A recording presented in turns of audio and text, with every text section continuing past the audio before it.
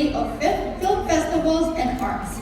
ISB is also known to support the technology and media arts within our community.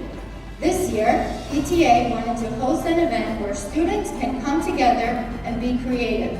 We wanted to give them the opportunity to have their own experiences and become stars themselves. In this event, we were looking for each film to demonstrate the ability to tell their own story, edit, act, produce, and be able to direct. This afternoon, we will be awarding Bearscars Awards in these following categories: Best Poster, Best Screenwriter, Best Actress, Best Actor, Best Producer and Editor, Best Director, and lastly, Best Picture. The PTA has had the privilege to personally view these films, and we were impressed by the originality of each film, the acting of the characters, and the innovation of each story. The 6 films that were submitted showcased various different genres and made us think deep, laugh out loud, and intrigued us.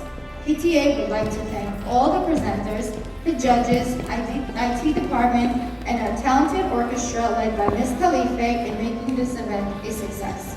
We especially want to congratulate all of the students who participated in this film festival and wish them the best of luck.